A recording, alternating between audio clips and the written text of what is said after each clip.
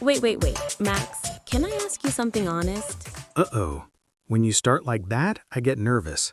No, seriously. How long did it take you to stop sounding like a textbook when you spoke English? Oh, wow. That's a painful memory. Right?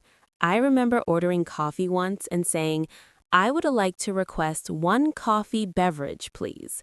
The barista just stared at me. No, you didn't. I did. And you know what's crazy? I studied English for 5 years at that point.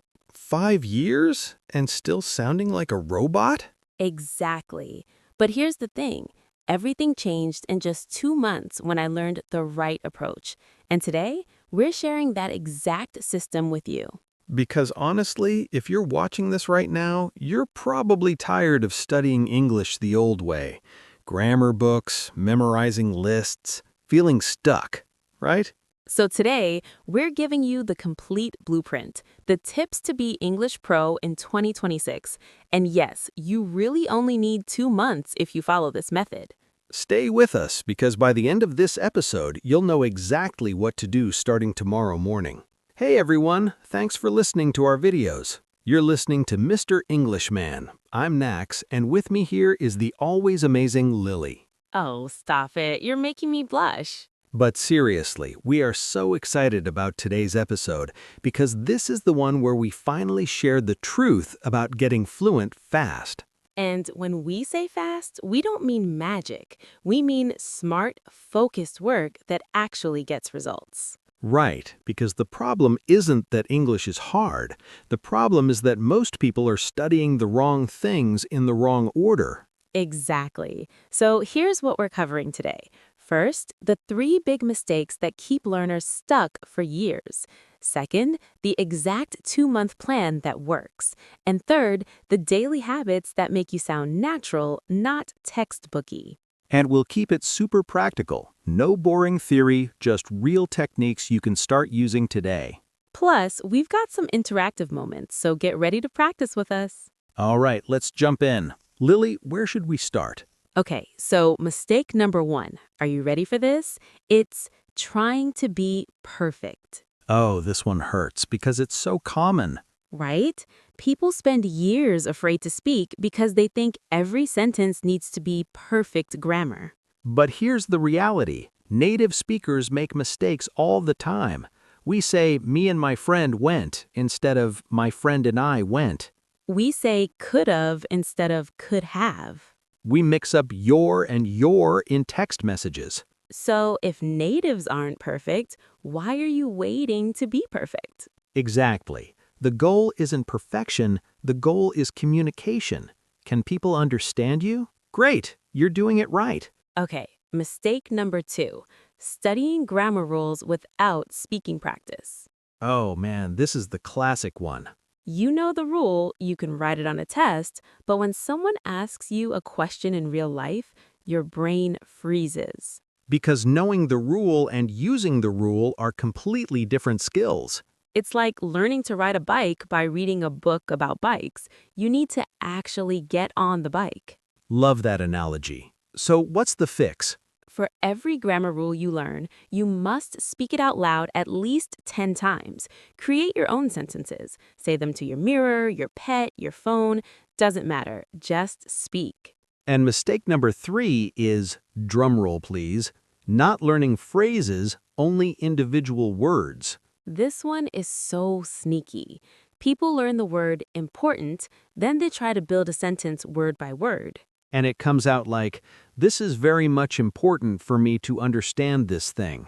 When a native speaker would just say, this is really important to me. See the difference? Natives don't think word by word. They think phrase by phrase, chunk by chunk.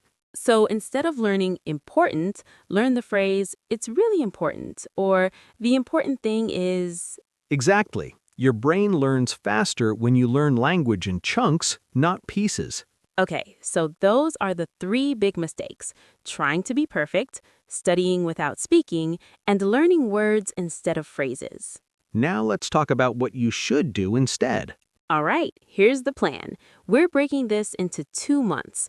Month 1 is Foundation. Month 2 is Fluency. Ooh, I like that. Foundation and Fluency. So, month one, Foundation Month, is all about building your core speaking confidence. This is where you stop being afraid and start being comfortable making sounds in English. Here's what you do every single day in month one.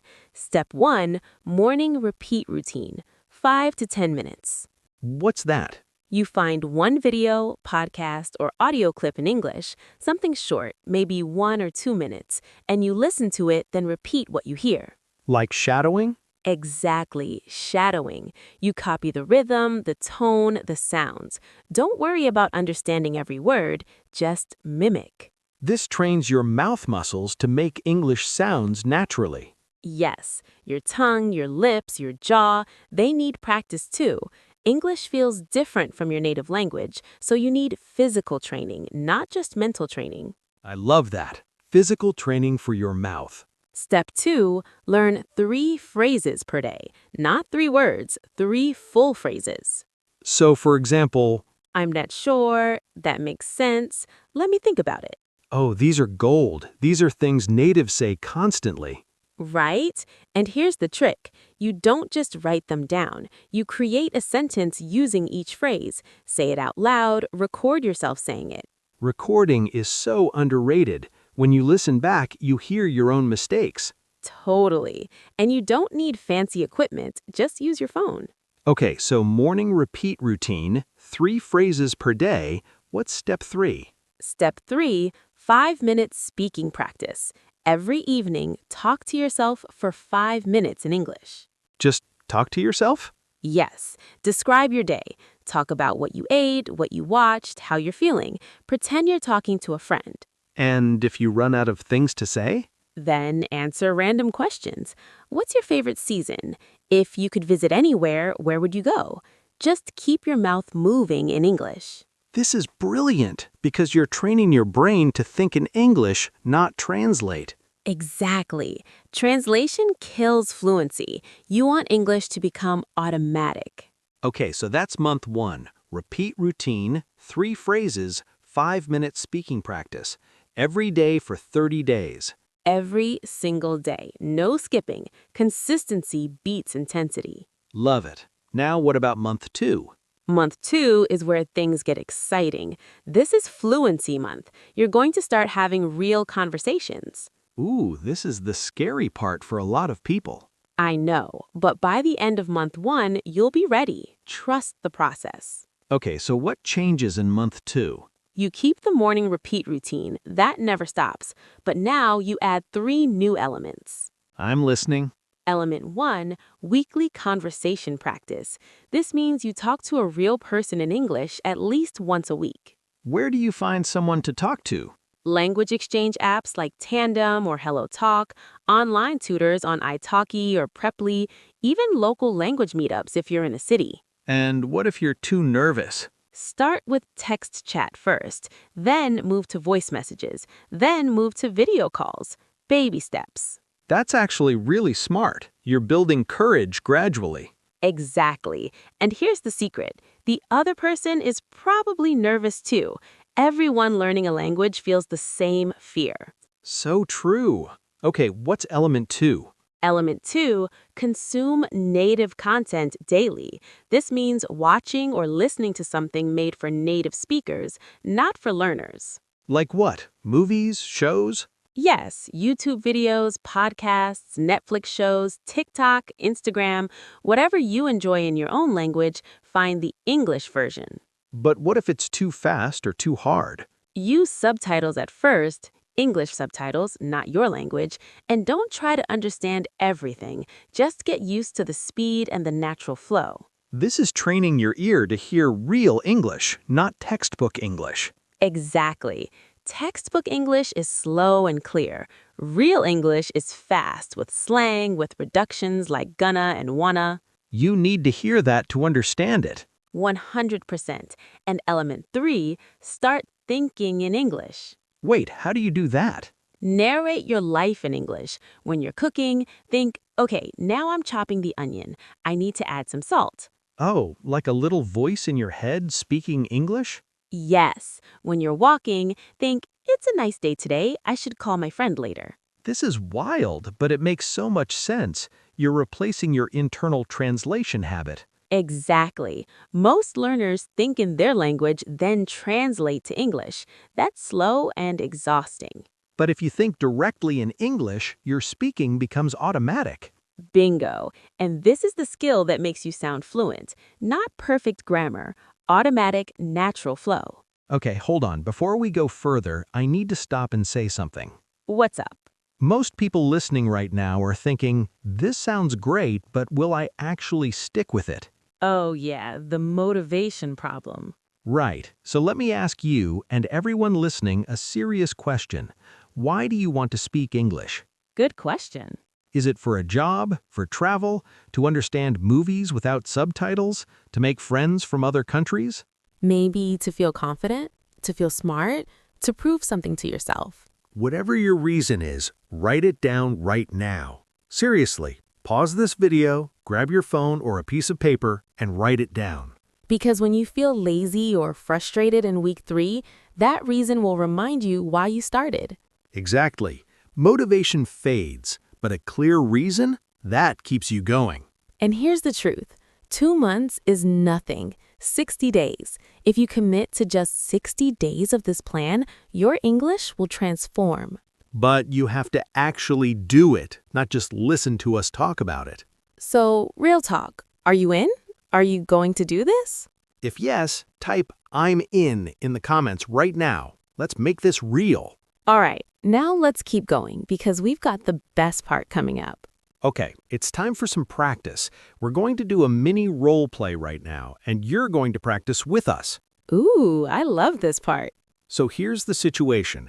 You're at a coffee shop and you want to order a coffee, but you also want to sound friendly and natural, not robotic. Let me guess. Most learners would say, "Hello, I would like 1 coffee, please."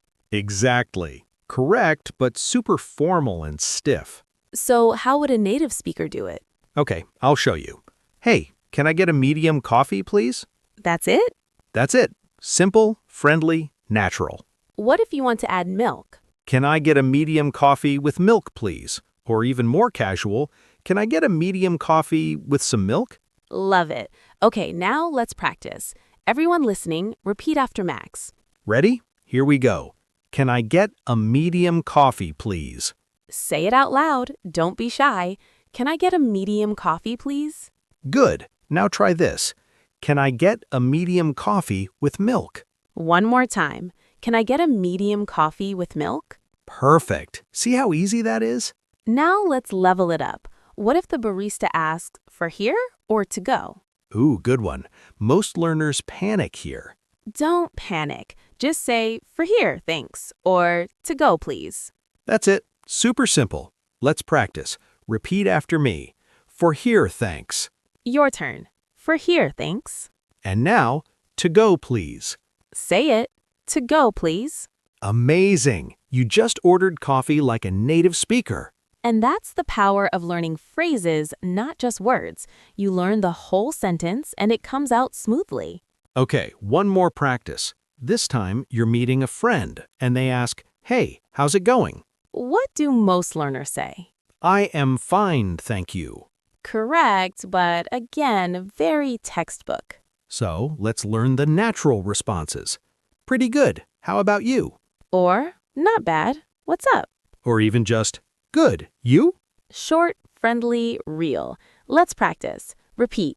Pretty good. How about you? Say it. Pretty good. How about you? Next. Not bad. What's up? Your turn. Not bad. What's up? And last one. Good. You? Come on, say it. Good. You? Awesome. Now you sound like a native speaker in everyday conversations. And that's the goal, right? Not fancy, complex sentences, just natural, everyday English. Exactly. Fluency isn't about being impressive. It's about being understood and sounding natural. All right, let's talk about the daily habits that separate okay English speakers from really natural-sounding ones. Because this is the stuff nobody teaches in school. Right. Habit number 1, use filler words. Wait, what? I thought filler words were bad. That's what teachers say, but actually, native speakers use filler words all the time. Like what? Well,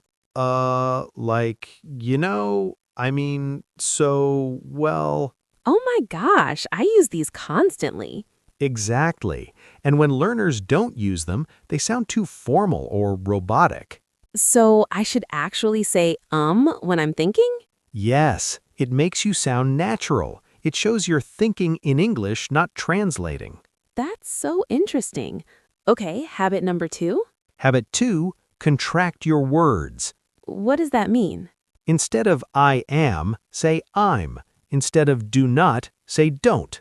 Oh, contractions. Yes, natives use contractions in almost every sentence. I'm going. She's here. We're ready. But I was taught that contractions are informal.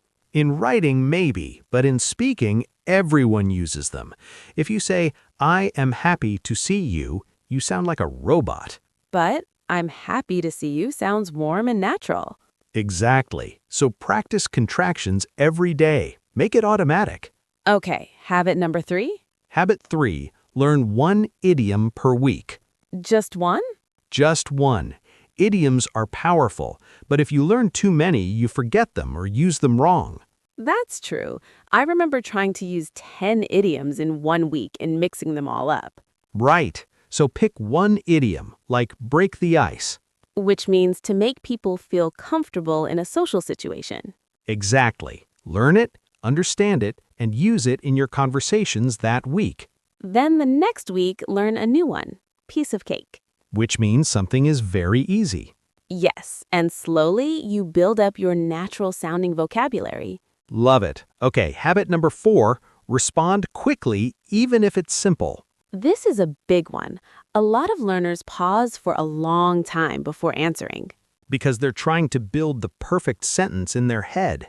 Right, but in real conversation, speed matters more than perfection. So if someone asks, did you like the movie? Don't wait 10 seconds to say, yes, I found the cinematography quite impressive. Just say, yeah, it was great. Then add more if you want. Exactly. Quick response first, details second. This keeps the conversation flowing naturally. And finally, habit number 5, celebrate small wins. Oh, I love this one. Every time you have a conversation in English, even a short one, celebrate it. Did you order food in English? That's a win. Did you understand a joke in a TV show? That's a win. Did you think of a sentence in English without translating? Win. Because learning a language is hard, and you deserve to feel proud of your progress. Yes, don't wait until you're fluent to feel good. Feel good every step of the way. Exactly. Positive emotions equal better learning. Okay, we've covered so much today. Let's quickly recap the most important points. Yes, because this is the stuff you need to remember and actually do. Number 1, stop trying to be perfect. Communication beats perfection every time. Number 2, speak every day, even if it's just to yourself. Your mouth needs training, not just your brain. Number 3, learn phrases, not just words. Phrases are how natives actually talk. Number 4, follow the 2-month plan. Month 1 is foundation. Repeat, learn phrases, speak daily. Month 2 is fluency. Real conversations, native content, thinking in English. Number 5, use filler words, contractions, and quick responses to sound natural. And number 6, celebrate every small win. You're doing great, and progress is progress.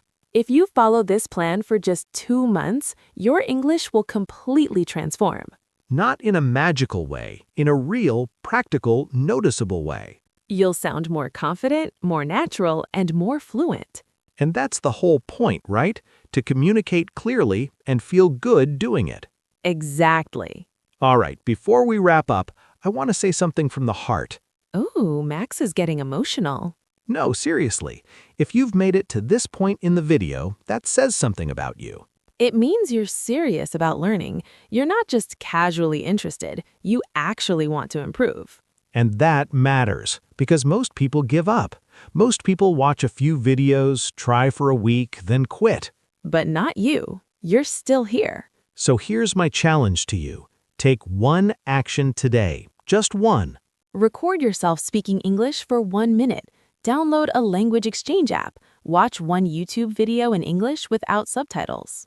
Just do one small thing today, then do one small thing tomorrow, then the next day. Because small actions repeated daily create massive results.